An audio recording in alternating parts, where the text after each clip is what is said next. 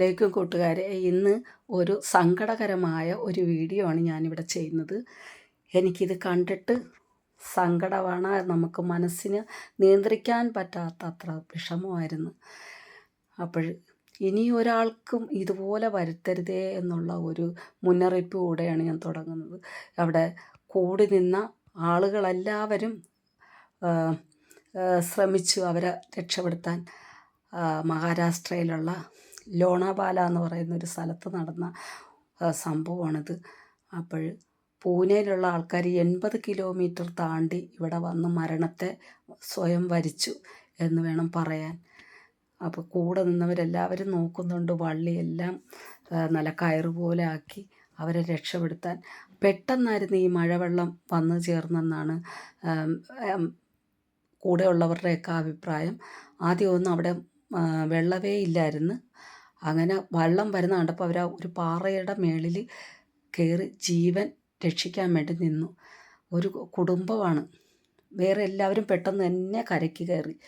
പക്ഷേ ഇവർക്ക് പെട്ടെന്നാണ് ഇവരുടെ മേളിലോട്ട് വെള്ളം കുതിച്ച് ഒഴുകാൻ തുടങ്ങിയത്. അവർക്കൊന്നും ചെയ്യാൻ പറ്റാത്ത സാഹചര്യമായിപ്പോയി. 6 പെണ്ണുങ്ങളാണ് ഉള്ളത്. കൊച്ചു കുഞ്ഞുങ്ങളെയും കൂടെ കൂട്ടി 6 പെണ്ണും 3 ആണുങ്ങളുമായിരുന്നു.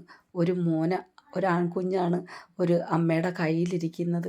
അതിനെ എടുത്തുകൊണ്ടാണ്, ആ ബാലൻസിലാണ് ആ അമ്മ മാറോട് ചേർത്ത് ആ കുഞ്ഞിനെ കൈവിടാതെ അതിനെ പിടിച്ച് ആ അമ്മ നിലയുറപ്പിച്ചിരിക്കുന്നത്. ഇത് ഭയങ്കര ഭയാനകമായ ഒരു കാഴ്ച തന്നെയാണ് നമ്മൾ ഈ കാണുന്നത്. ഒരിക്കലും നമ്മൾ ഇങ്ങനെയുള്ള സാഹചര്യത്തിൽ മുൻകരുതലോടെ വേണം, ചിന്തിച്ച് വേണം എവിടെയും പോകാനും നിൽക്കാനും എല്ലാം. അപ്പോൾ ആ അമ്മയ്ക്ക് നിൽക്കാൻ പറ്റാത്ത വിധത്തിൽ ഉള്ള ഒരു സാഹചര്യം. ഒരുപാട് വെള്ളം ഇങ്ങനെ കുതിച്ച് വരികയാണ്.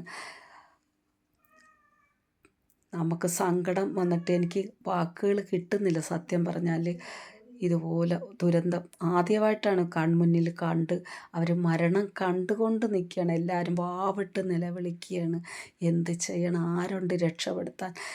തന്നെയാണ് കുതിച്ച് പിന്നെയും നല്ല ശക്തിയോടെ നല്ല ഫോഴ്സോടെ ആ വെള്ളം വന്ന് ആ അമ്മയും ആ കുഞ്ഞും കയ്യിൽ പിടിച്ചിരുന്ന ഒരു പെൺകുട്ടിയും കൂടെ ഒഴുകിപ്പോയത്. ആ ഒഴുകുന്ന സീനും ആ പാവം അച്ഛനും അമ്മയും എല്ലാവരും നോക്കി നിൽക്കുകയല്ലേ. കൂട്ടത്തിൽ നിന്ന 3 പേര് ഒഴുകിപ്പോയത്. എങ്ങനെ ഇത് സഹിക്കാൻ പറ്റും? നമ്മൾ കാണുന്നവർക്ക് പറ്റുന്നില്ല. അപ്പം അവരനുഭവിച്ച അവരുടെ കാര്യമൊന്ന് പറയണം. തമ്പുരാനെ, ഇത്രയും കുടുംബമൊക്കെ ആയിട്ട് വരുമ്പോഴത്തേക്കും മഴക്കാലമാണ്.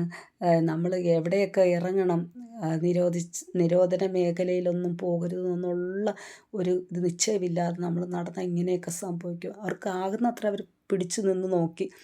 ലാസ്റ്റ് ഒന്നോടെ ആ കുടുംബത്തെ നമ്മുടെ വെള്ളം ഒലിച്ചു കൊണ്ടുപോകുന്ന സീനാണ് ലാസ്റ്റ് കാണാൻ പറ്റുന്നത്. അത് വളരെയധികം സങ്കടം തോന്നുന്നുണ്ട്.